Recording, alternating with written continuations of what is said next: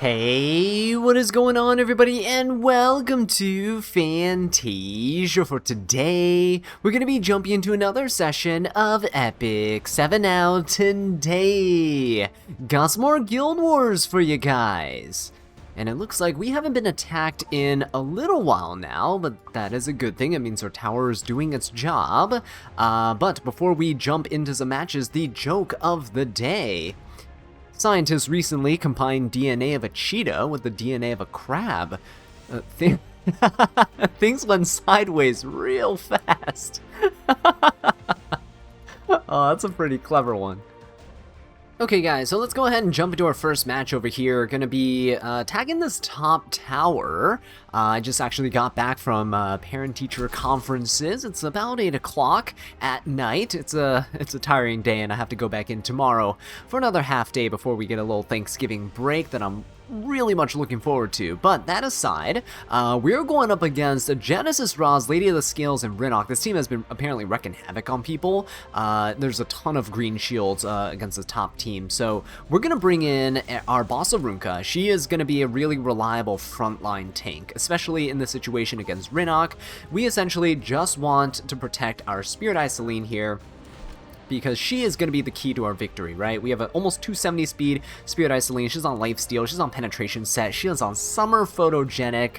And oh boy, it is going to be a good time. We're going to ignore damage share with our skill 1. All of our attacks, essentially, the artifact grants us that ability. And so we can take down Lady of the Scales. We can take down the Rinnock, hopefully. And this Genesis Roz as well. When he attacks into us, we will be able to counter with a Spirit Eye Celine. I think we should be fine. We don't have defense penetration resistance on the team, so we might be in a little bit of trouble, but Maid Chloe does have the ability to put a revive buff on everybody. We will have defense buffs on everybody, hopefully, by the time Genesis Roz goes. Depending on where Lady of the Scales is in the combat readiness bar, right? We'll see if Roz cuts us.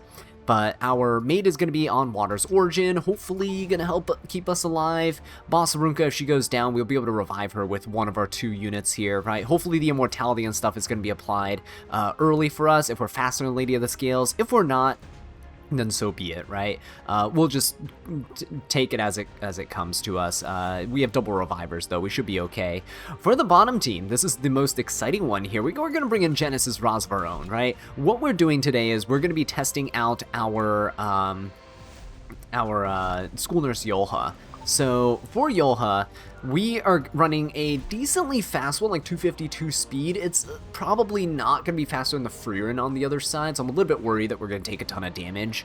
It should be okay, though, because the ML Lua and the Setsuka, if they do anything, it's going to be a non-attack skill first, right? S3 on the Lua, S3 on the Setsuka, so only Freerin will be hitting us, and there's no way she's one-shotting this entire team in one go. So we are going to come in with an AROM as well. She actually has a little bit of extra healing for the team, which is kind of nice, but essentially what we're doing is pretty cut and dry, right? Take your Genesis Roz, skill 2 into the Freerin, we're going to seal her, and then Yolha's going to superhumanize, and we're just going to nuke this entire team with a skill 3. Arom's going to come in, reset the Roz, push him up, S2 into Setsuka, nuke again. It's going to be great.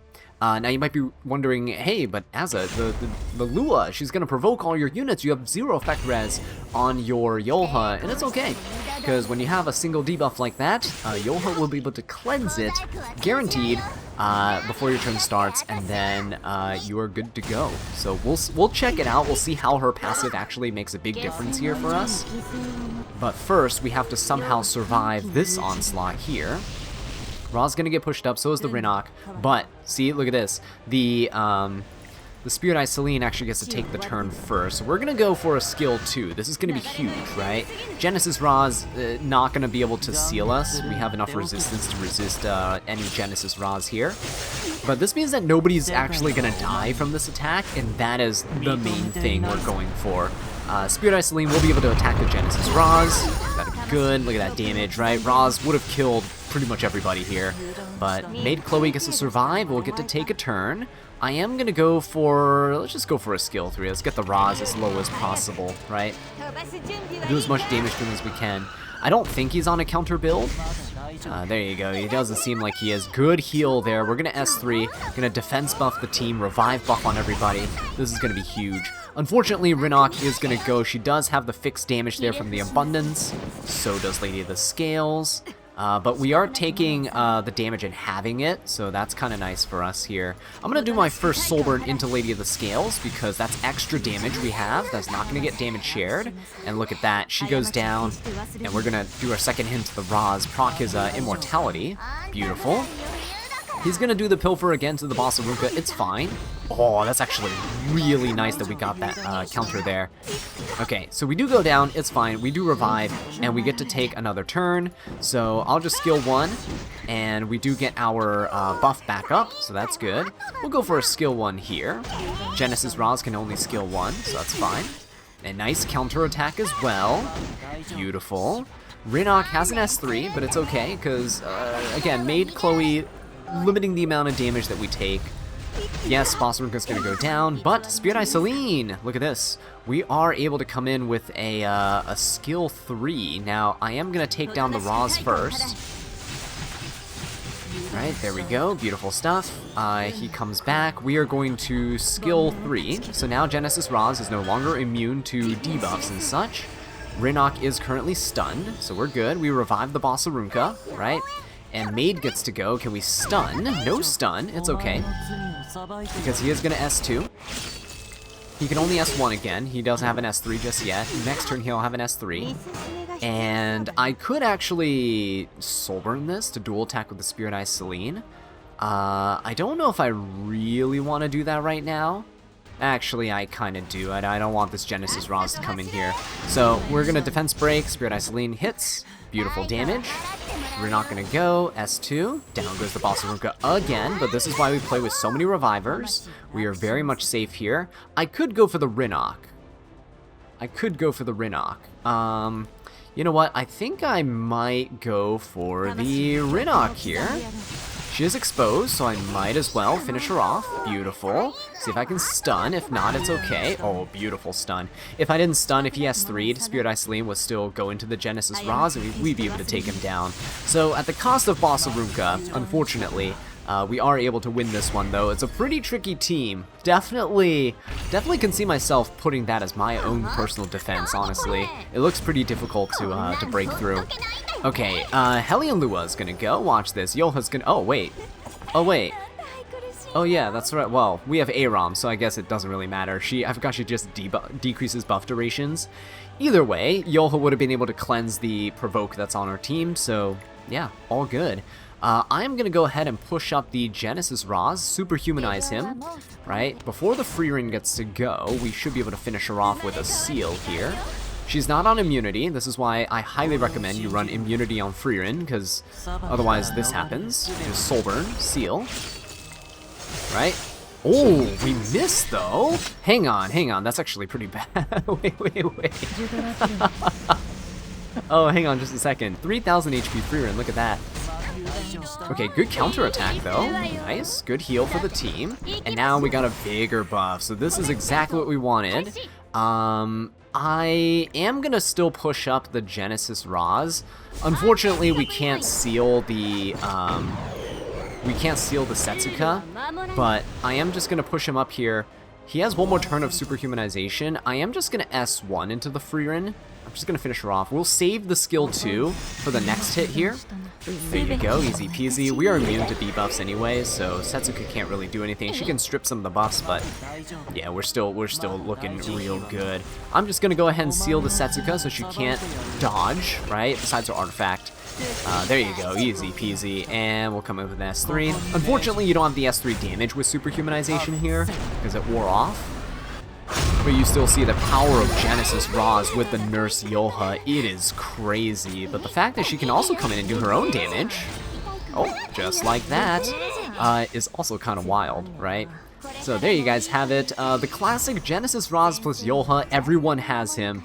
just use him with Yoha. It's so easy to win pretty much any matchup in Guild Wars. Even annoying units like Setsuka and Frieren, they just don't stand a chance. Okay guys, let's go ahead and move on into our second match here with this next tower, and for this one, well, you guys have been requesting that I try some HP scaling knights here, so we're going to use Crow for the second team. We're jumping a little bit ahead of ourselves though, because we still have the first team to get through, and I don't want to lose any matches in Guild Wars today. So the Malpera, the FCC, and the Rylet are here. I think there's a guild, oh no, there's no guild note here for us to take a look at. Unfortunately, no one's really been scouting out the towers here, so we're going in blind, and going in blind is something usual, right? You're probably not going to be on a guild that has really dedicated members who are scouting out towers for you, and so going to this team, we're going to be playing it really safe. I'm going to bring Lady of the Scales. She is going to be in the front line. She's going to put the damage share buff on herself. She's going to be tanking everything for the team, and hopefully she won't go down. Now, she might near the end. It's fine. It's kind of us trying to live the initial attacks from my opponent here. That's the most important thing. We're bringing in Abyssal Euphine. This is a damage Euphine, kind of my normal everyday use Euphine, right, for RTA and such. She's kind of not been doing too hot lately. I mean, normally you'd run her on like a damage mitigation build nowadays, but I still really, really like the lifesteal build. She's mostly here for her passive, cutting the Comet readiness gains of our opponent in half. Lady of the Scale should be able to cut from the Malpera, pushing up the team, and then we should be able to come in with Zahak if we push up our own team. Combat readiness, right? So we have the Pure White Trust artifact on him, mostly for the extra souls. His soul burn is actually really strong, so we're gonna try to get the souls here. 85% chance to get crit damage is kind of nice. I'll take it, right? Can't complain there. But we currently have speed and penetration set on him, and just something I kind of threw together. He isn't super optimized. He does only need 50% crit chance because he does gain 50% when he attacks with either his S1 or his S3. So we should be able to come in here and just delete this Remnant Violet off the face of the planet. It's going to be amazing. We're going to see how well he does here though, right? And Lady of the Scale is going to help tank some of the damage for the team so that Zahak doesn't go down immediately, even though we're going to lose this speed war.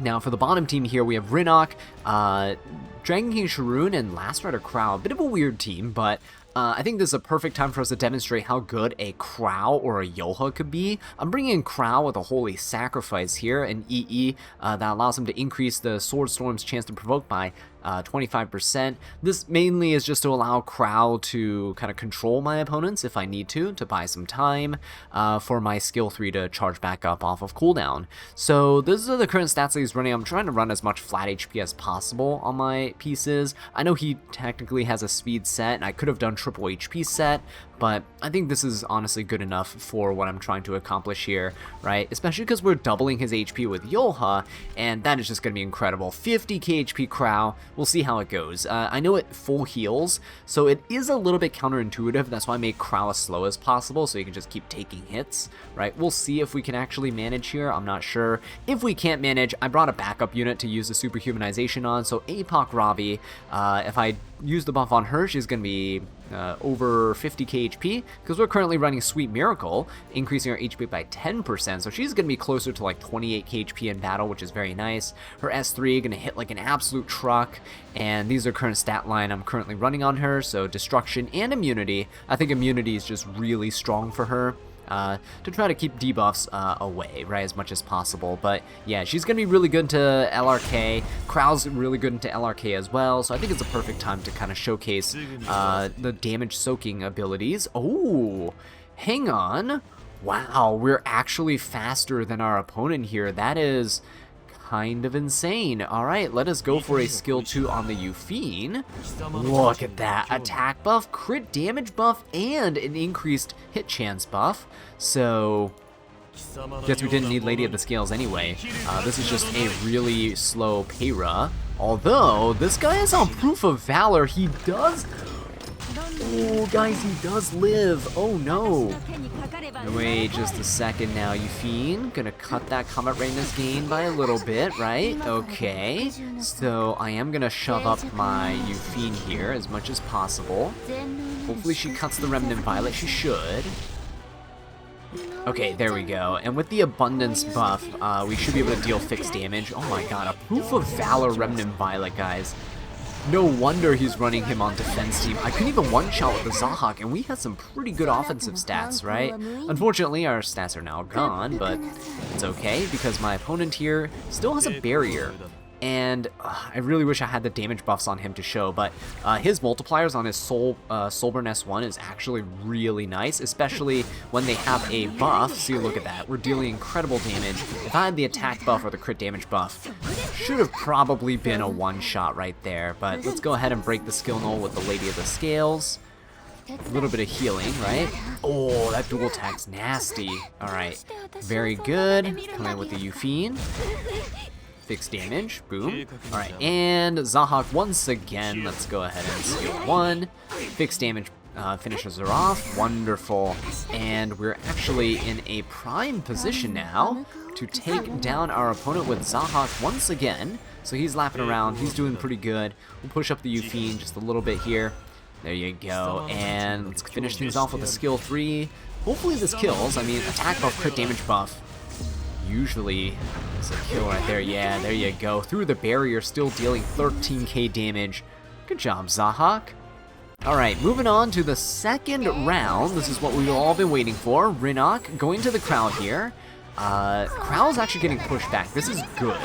I actually don't know if I want to use superhumanization on him at the moment, or if I kind of want to wait. He did get pilfered, right? So he did get stats stolen. However, I could still boost up his health here.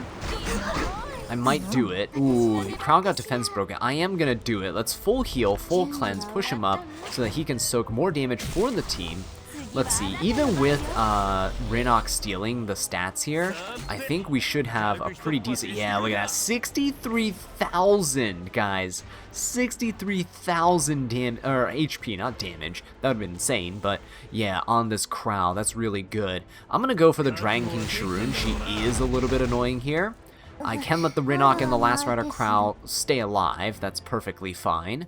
Gonna skill 1. I don't think anyone on my team's gonna die anytime soon, so just gonna use skill 1 here. The Crow's gonna soak up all the damage for the team, right? Beautiful stuff. He's hardly taking any damage. And Rinok's gonna go, all good. Push the Crow back some more, wonderful stuff. And look at him just tanking damage for the team, guys. It's very, very nice. I'm gonna skill 1 to the Rinok just because I don't have, everyone else has immunity. So I'm just gonna go for the skill 1s. I got an extra turn, which was kind of nice. There you go. So now, watch this. The skill 3 here is gonna deal damage to Crow, a good chunk. But he's still so healthy. Just look at that. Just look at that. He doesn't care, guys. This is amazing. So this skill 3, because I've lost like 40k health, I can pretty much nuke whoever I want on the opponent's side here. I think the best target is probably Rinok at this point, because she's turn cycling like crazy. I want to see how much damage we do, even on a miss. We are gonna do 31k damage on a miss, guys. That is wild. Alright, let's go for a skill 3 on APOC Ravi. See if I can secure a kill here.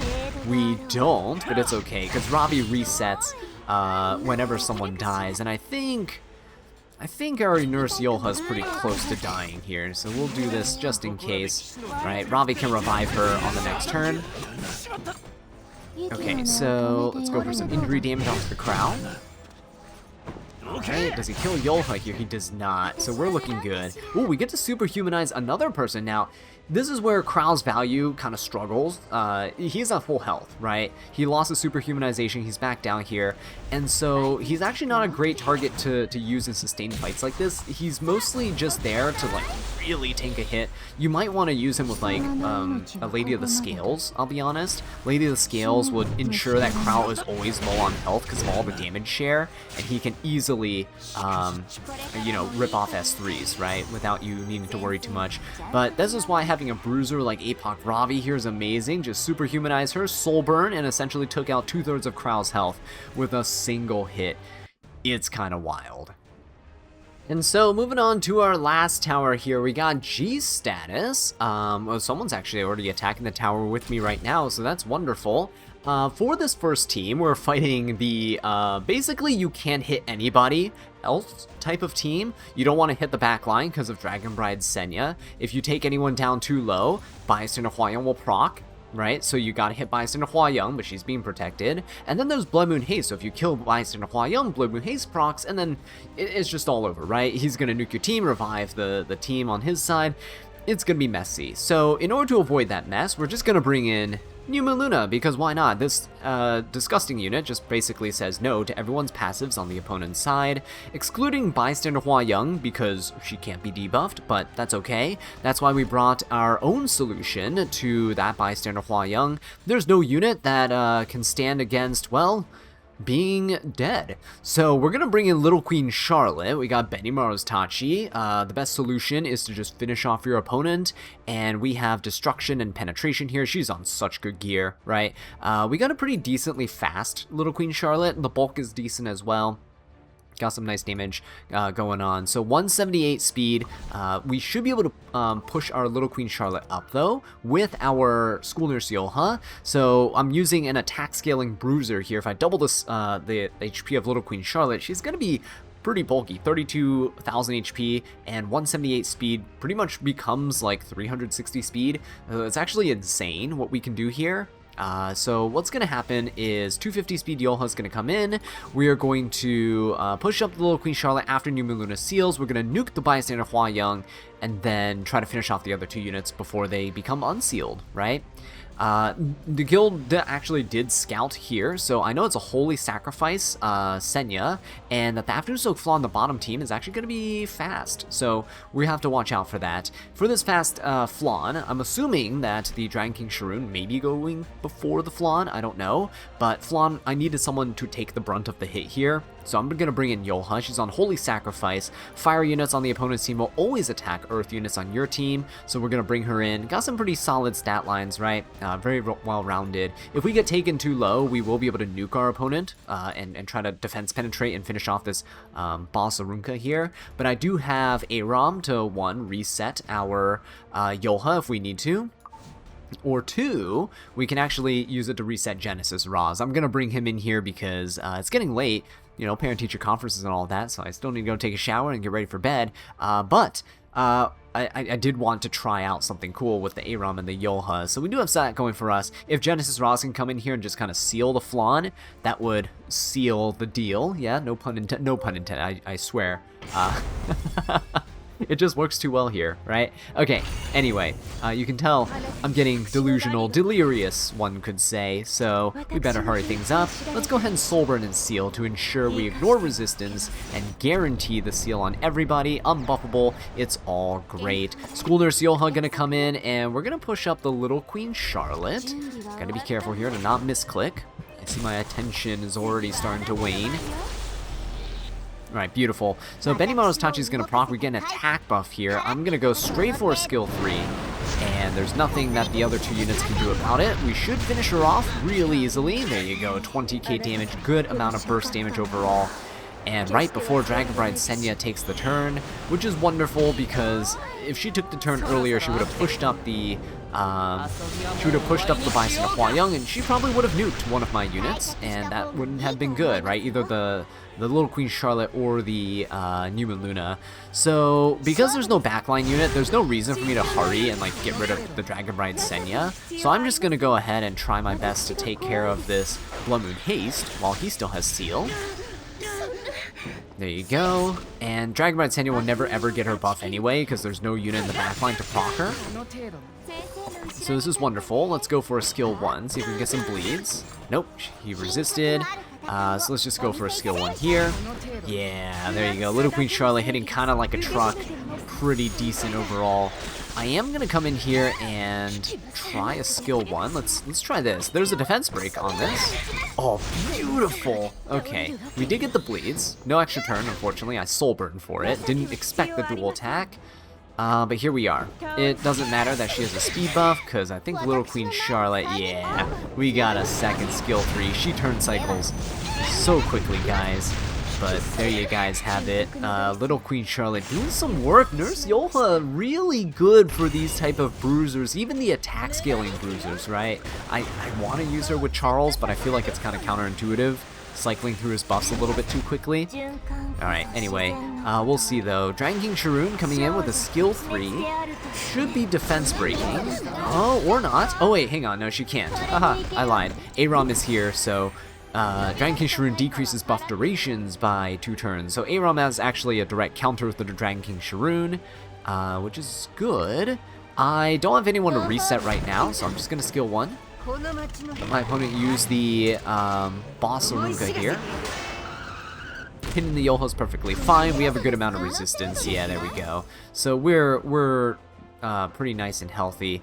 Do I want to skill 2, skill 3? Part of me kind of wants to, and so I will. I'm just going to go ahead and collapse the Boss Aruka, try to get rid of some of her health here. And we'll go for a skill 3. I do have the Vigor buff, right? So I at the very least have extra attack. See if I can finish off the Flan. Oh! We actually finish off everyone there. Wow, I did not expect that. Yeah, this guy's kind of busted, guys. Genesis Roz, if you're a newer player, definitely do your best to unlock him as soon as possible, because he is absolutely amazing. But with that being said, though, guys, thank you so much for watching. I really do appreciate it. School Nurse Yoha, guys, absolutely amazing unit. Works with so many different team comps, makes Guild Wars kind of fun, not gonna lie, even though it's a mode that most find tedious because it's required 3 times a week. Anyway, let me know what your favorite Guild War team with School Nurse Yoha is in the comment section down below so I can try her out in a future video, and I'll catch you in the next one. Take care.